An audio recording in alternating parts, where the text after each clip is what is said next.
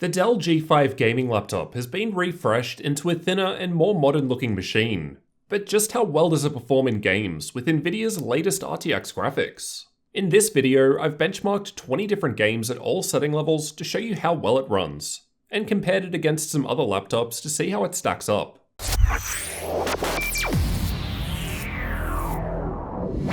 Just quickly, before we jump into the benchmark results, I'll cover off the specs in my unit. I've got the highest spec version here, which has an Intel i7-8750H CPU with Nvidia RTX 2060 graphics and 16GB of memory running in dual channel. The G5 is available in different configurations. You can check updated prices for different models in the description. I'll also note that Dell has already refreshed the G5 lineup with Intel's latest 9th gen CPUs, which came out while I was testing this one out, so expect different results there. I was running Windows 10 with the latest Nvidia drivers available, and just as a reminder, we're only looking at gaming performance here. If you're new to the channel, get subscribed for the upcoming full review which covers everything. We'll start off with the results from all 20 games at all setting levels, then compare with some other laptops afterwards to see how the G5 compares. Battlefield 5 was tested in campaign mode and not in multiplayer mode, as it's easy to consistently reproduce the test run. The purple bars show the results with ray tracing disabled, while the green bars show RTX on. The RTX results weren't great at ultra and high settings, though it was usable at high.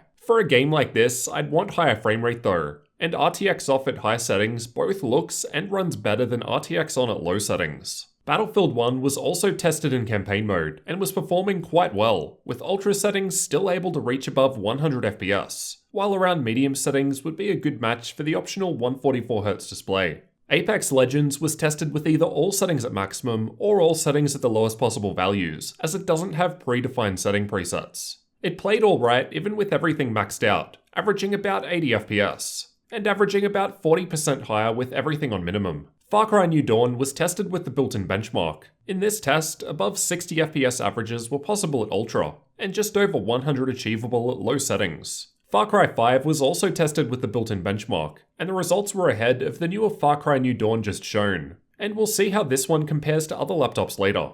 Fortnite was tested with the replay feature, and due to a recent game update, the replay I've used is a fair bit different compared to my previous tests. So these results can't be compared with my past results. Even at max settings, over 100fps was easily possible in this well-optimized game. Overwatch is another well-optimized game and was tested in the practice range, as other players, bots, and even different maps in actual gameplay affect the frame rate, and this allows for consistent testing. Even maxed out at epic settings was giving us around 140fps, plenty to take advantage of that 144Hz screen. Shadow of the Tomb Raider was tested with the built-in benchmark. The results were alright here, although other 2060 laptops I've tested, like the Scar 2, were ahead at higher settings. But again, there'll be some comparisons later. Metro Exodus was tested using the built-in benchmark, which performs worse than actual gameplay, making this more of a synthetic test rather than indicative of actual game performance, but does allow you to perform the same test run to compare. CSGO was tested using the Electrical FPS benchmark, and like always, high frame rates were coming out of this test. Even with all settings at maximum, well over 100fps was possible with much lower at lower settings if you need it. If you play this a lot, it might be worth holding out for the 240Hz screen models. Rainbow Six Siege was tested with the built-in benchmark, and as a game, I've found a benefit from Nvidia's new Turing architecture. I've only recently started using a 100% render scale here, as the built-in presets use 50% by default, so the results can't be compared to most of my previous tests. In any case, even at ultra settings, over 100fps was still possible here. PUBG was tested using the replay feature,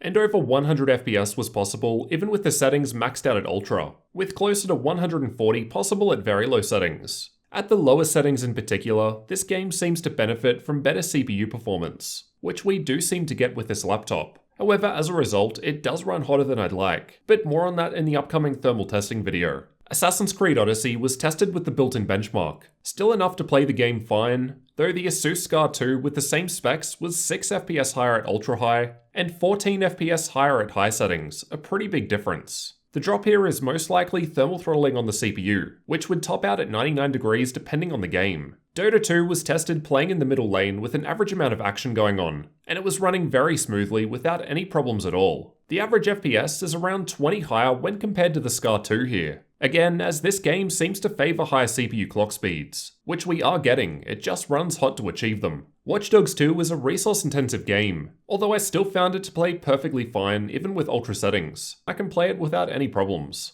Ghost Recon is another demanding game and was tested using the built-in benchmark. Unless you've got a top-of-the-line laptop, 60 FPS at ultra in this test is basically not possible. The Witcher 3 was running well with Hairworks disabled, and played fine with ultra settings in my test, although you can get much higher frame rates if you prefer with lower settings, with almost 150 at low. But personally, I just use higher settings and have it looking better, given I don't think it benefits much from huge FPS. Doom was tested using Vulkan, and usually this game runs well on basically anything. Well, except the Razer Blade 15 I recently tested. Anyway, even with max settings, I was seeing very high frame rates, above 100 for the 1% low, so it was playing extremely smoothly. Strange Brigade was another game that was tested with Vulkan, and this one was also running well, almost 100 FPS at ultra settings, with low settings almost doubling this. Shadow of War was tested with the built-in benchmark, and is another game that I've found to benefit from Nvidia's new Turing architecture. The results look alright, plenty for playing the game in any case, with almost 100 FPS reached in this test at high settings. Let's also take a look at how this config of the Dell G5 compares with other laptops to see how it stacks up. Use these results as a rough guide only, as they were tested at different times with different drivers. In Battlefield 5, I've got the G5 up the top in red, and in this game, I found it was actually a fair bit below the other 2060 laptops I've tested. The Aorus 15, which was about 10 FPS higher, and the Scar 2, which was about 5 FPS higher. The G5 was only a little ahead of the throttled M15 in this test. Here are the results from Far Cry 5 with ultra settings and the built-in benchmark, and things have changed a bit here, with the 2060 more in line compared to the other 2060 laptops, coming in a little ahead of the Aorus 15 and just behind the Scar 2. Granted, there isn't as much difference overall here compared to Battlefield 5. These are the results from Shadow of the Tomb Raider with the built-in benchmark at highest settings. And in this one, the G5 is back at being the lowest 2060 result I've got, behind both the Scar 2 and Aorus 15. Overall, I thought the gaming performance of the Dell G5 gaming laptop was alright. However, as we've just seen, there are other RTX 2060 laptops that are performing better. The G5 seems to be behind due to some throttling that was present during testing. However, I'll have a whole video dedicated to thermal testing coming soon, so if you're new here, get subscribed for that one. That said, there were some games where the G5 comes out noticeably ahead, like Dota 2, so it depends on the title and how it makes use of the CPU. So how do you guys think the new Dell G5 gaming laptop did in these games? Let me know your thoughts down in the comments, and get subscribed so you don't miss the upcoming full review.